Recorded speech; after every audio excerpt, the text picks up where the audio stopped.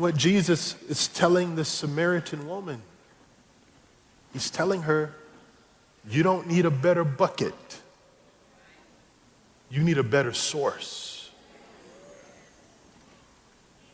She's asking him, what will you draw from the well with? What do you have? This well is deep. And I believe that this is a depiction of the darkness, the cavity, the void in our own lives. When Jesus calls us a holy people, we remind him, what will you draw from this well with? Because this well is deep. I have a past. I have a history. I've been with this person and that person, and I did this in disobedience and that in disobedience. Will you really use me? This well is deep. And Jesus says, if you only knew who you were talking to, you would know that everything you think you did, I've already taken that to the cross for you. So that you will never thirst again. If you go back to that situation, you'll be thirsty. If you go back to them, you'll be thirsty. If you look for affirmation from those people, you'll be thirsty. If you look for fulfillment from that job, you'll be thirsty. But if you draw from me, you will never thirst.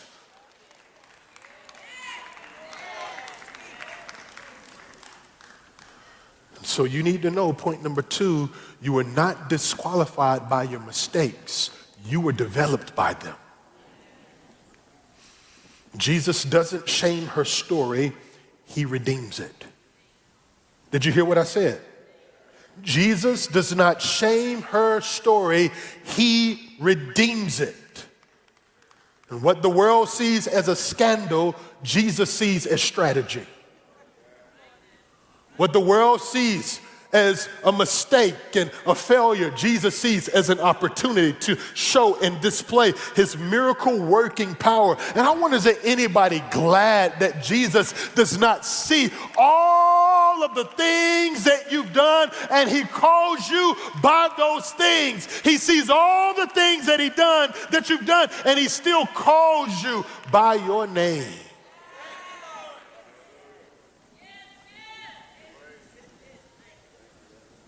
He said, you're mine. I know you've been looking for stuff. I know you've been looking for fulfillment. I know you've been looking to get filled with all these different things, but you are mine.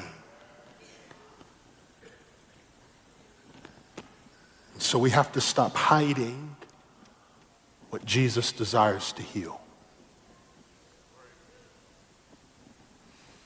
When Jesus called out the 5 people that she was with, his husbands, and the one that she was currently with, she could have said, no, that's not true. She could have hid it.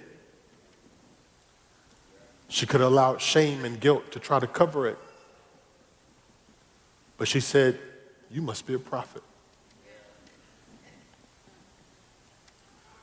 Because Jesus brought her into a place where she understood in a moment, I love you beyond your sins.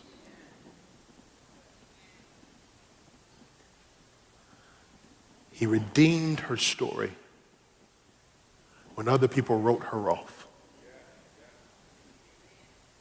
He redeemed her story when other people told her that she was a failure, she wouldn't amount to much, she would always be known by what she did. You have to be real careful with continuing to surround yourself with people that always identify you by how they met you. They always remind you of who you were. You remember way back when? And they try to limit you to how they met you.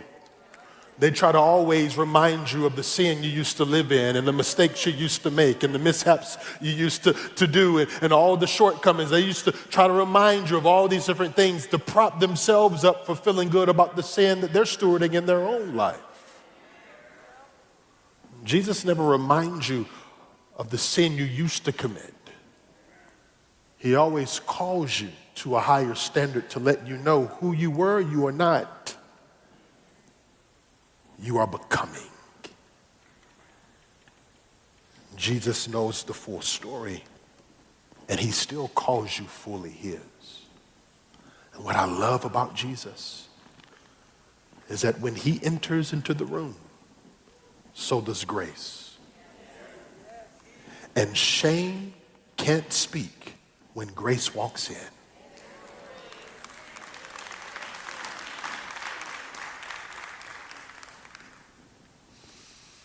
So God didn't just meet her where she was, he met her with who she was. Did you hear what I said? God didn't just meet her where she was. He didn't just meet her at the well. He met her with who she was. He did not tell her, you need to go get cleansed. You need to go get healed. You need to go get fixed before you have a conversation with me. You have A, B, C, and D wrong. You need to get those things right before you come talk to me. Jesus sat down with this lady at the well because he knew that if she left everything at this well, she would walk away changed, transformed, and different than the way they started the conversation.